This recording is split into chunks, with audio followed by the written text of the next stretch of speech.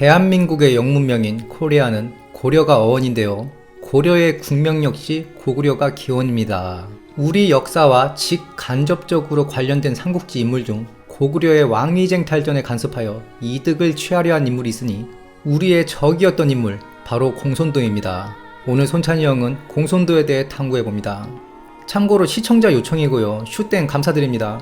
여러분들이 후원해주시는 소중한 금액은 컨텐츠 창작의 고통을 달래기 위한 술과 담배로 취한데요. 이들에 속한 지방세 교육세는 풀뿌리 민주주의의 근간인 지방정부의 살림과 자라나는 꿈나무들을 위한 교육재원에 큰 보탬이 됩니다. 공손도는 자가 승제이고 요동군 양평현 출신입니다. 공손탁으로도 불리는데 한자가 표음 문자가 아닌 표의 문자라 같은 한자라도 도금이 하나로 통일되지 않아 생기는 골치 아픈 문제입니다.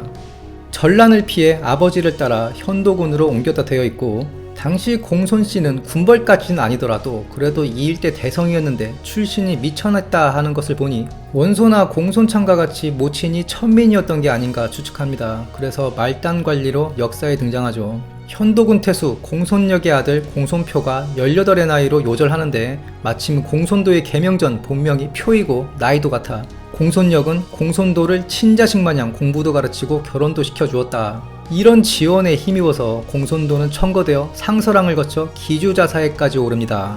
다만 어떠한 무리를 빚어서 잘렸다고 되어 있는데 정사에는 이게 헛소문이었다고 나와 있습니다.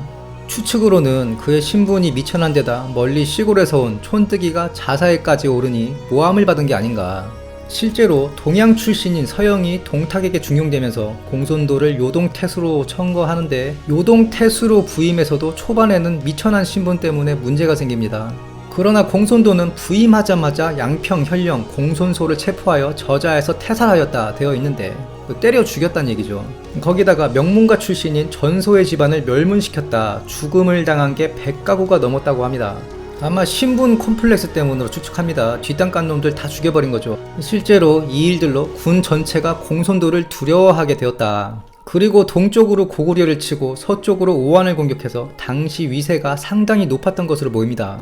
반동탁연합군이 결성되어 중원에서 서로 아웅다웅하고 있을 때 공손도는 기회는 이때다. 부하들을 불러 내가 왕이 될 상인가 스스로 왕이 되고자 합니다. 당시 양평의 한 마을에 긴 돌을 작은 새돌이 받치고 있는 이상한 조형물이 나타나는데 하필 이 마을의 이름이 연이었고 이는 공손도의 부친의 이름이었습니다. 물론 공손도의 손자 공손은 아닙니다. 이건 상서로운 길조이고 장군께서 천하를 도모하고 삼공이 보좌한다는 뜻이다 라는 말을 들으니 공손도는 매우 기뻐하였다. 이어 백관과 각 지역 자사 및 태수를 임명하고 하늘에 제사를 지내며 열병식까지 치르면서 스스로 요동후에 오르고 부친을 건의후에 봉합니다. 사서에 후라고 되어 있지만 실질적으로 왕이 오른 거죠. 천자가 직접 임명한 왕이 아니라 스스로 칭한 왕은 기록에 다 후로 되어 있다고 보면 됩니다. 고구려 왕도 이들 기록엔 구려후로 되어 있습니다. 조조는 공손도를 구슬리고자 무의장군직과 영영향후의 자리를 주는데 허봉입니다. 여기서 그의 트레이드마크 어록이 나오죠. 아왕요동 하영영야, 나는 요동의 왕인데 어찌 영영이냐, 영영향후 따위가 다 뭐냐, 이런 뜻이죠. 보통 나는 이미 왕인데 후따위 이렇게 알고 계신 분들이 많은데 왜 요동이 아니라 영영이냐 이렇게 해석하는 게 맞습니다. 요동후 줬으면 좋다고 받았을 거예요. 그러고는 조조가 보낸 인수를 창고에 짱 박아버립니다. 그리고 멋들어진 말을 하나 더 남기는데 병원과의 일화입니다. 세설에 실려있고요. 공룡에게 실망한 병원이 공손도를 찾아가 보는데 공손도도 별거 아니구나 하면서 제야에서 살다가 결국 다시 남쪽으로 도망하는데요. 이에 공손도가 병원을 알아보지 못한 것을 한탄하면서 어찌 구름 속 백학을 제비나 참새를 잡는 그물로 도모하랴. 백학은 군자, 제비나 참새는 소인배로 비유할 수 있겠고요. 그리고 공손도는 고구려와의 악연이 있는데요. 고발기 일화죠. 큰 발기가 있고 작은 발기가 있다고도 하는 건 김부식의 삼국사기와 진수의 삼국지가 충돌하기 때문인데요. 큰 발기를 오류로 보는 게 다수설입니다. 즉 신대왕에게 맏아들 큰 고발기, 차남 고남무, 삼남 작은 고발기, 사남 고연우, 오남 고개수 이렇게 자식들이 있었는데 삼국지 위지 동의전에 큰 고발기가 공손강에게 의탁했다고 나오거든요. 근데 이게 연도가 맞지 않습니다. 고국천왕이 즉위한 게 179년 겨울, 공손도가 요동왕을 자칭한 게 190년입니다. 그리고 공손도가 204년에 사망하고 공손강이 뒤를 잇는데 고국천왕과 큰 고발기의 왕위 쟁탈은 공손강 때와 30여년의 텀이 있고, 공손강 때의 고구려왕은 고국천왕은 이미 죽고 상산왕 때예요. 공손강에게 의탁하는 게 말이 안 되는 겁니다. 그래서 또 큰 공손강이 있었다는 동명이인설이 나오는데 근거 없는 얘기고요.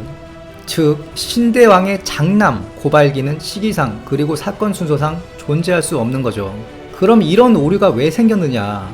큰 고발기가 동생인 고국천왕한테 왕이 털린 거랑 작은 고발기가 동생인 상산왕한테 왕이 털린 게 비슷하고, 심지어 오래도록 아들이 없었다는 기록도 같습니다. 각각 공손씨한테 의탁한 것도 같고요. 즉 이 두 사건은 같은 사건일 가능성이 높습니다.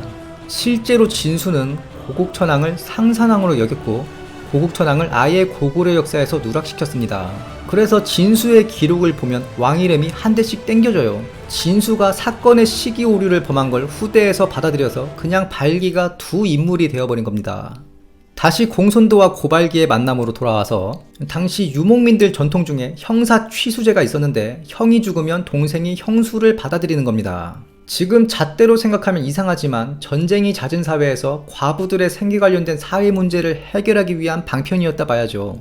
고국천왕이 사망하자 부인 우씨가 발기를 찾아가 왕의 붕어를 알리지 않고 이제 왕이 될 때입니다 하니, 상황을 모반획책으로 오해한 발기는 너 이러고 다니는 거 형도 암? 무안을 주니 우씨는 발기의 동생인 연우에게 찾아가죠. 연우는 상황을 눈치 깠는지 환대하니 우씨는 왕의 붕어를 알리고 연우를 왕으로 추대합니다. 왕위계승 서열에서 우위를 점하고 있던 발기는 군을 일으키는데 일이 잘못되자 바로 공손도에게 도망 의탁하는데요. 공손도는 고발기에게 3만 병사를 주고 고발기는 고구려를 칩니다. 그리고 동생인 고개수한테 박살나고 고발기는 자결하게 되죠. 그런데 공손도가 고발기한테 너 참 안됐다 하면서 병사를 그것도 3만이나 그냥 내어줬느냐. 세상은 그렇게 아름답지 않습니다. 고발기가 공손도의 군대로 왕권을 도모할 수 있었다면 고구려는 필시 공손도에게 많은 것을 내어줘야 했을 겁니다. 이건 정황상 확인도 가능한데요. 사실 공손도는 이 시기 요동 일대 일장이었습니다. 그 선비와 고구려 사이에 위치한 부여를 전략적으로 이용하고자 부여왕 울구태에게 자신의 딸을 시집보내 사위로 삼습니다. 이 부분을 진수가 부여는 다시 요동국에 속하게 되었다로 기록한 것으로 보이고요. 외교 정치적으로 이런 판때기를 깔아놓은 공손도가 그저 고발기가 불쌍해서 도와줬다는 건 합리적이지 않고, 즉 고발기가 성공했다면 훗날 고구려의 전성기는 오지 않았거나 많이 늦춰졌을 수 있습니다. 고구려에게는 또 한 가지 다행인 게 공손도를 이은 공손강은 보신주의자에 가까웠습니다. 아버지가 창고에 짱박아 놓은 영영향후 인수를 다시 주워서 조조에 복종하고 원상의 목도 베어서 보내죠. 물론 이때의 조조는 공손도가 업신여기던 과거의 조조가 아니긴 했습니다. 그럼에도 불구하고 대외정벌과 외교를 활발히 했던 공손도와 달리 공손강이 한 게 딱히 없거든요. 요동의 공손씨 군벌은 손자 공손년 때에 멸망하는데 공손년 역시 고구려와 많이 엮여 있으므로 추후 공손년 컨텐츠도 기대해 주시기 바랍니다. 지금까지 공손도에 대해 알아봤습니다. 영상이 유익하셨다면 구독, 좋아요, 알림 설정 부탁드리며 다음 시간에도 풍성한 내용으로 찾아뵙겠습니다. 감사합니다.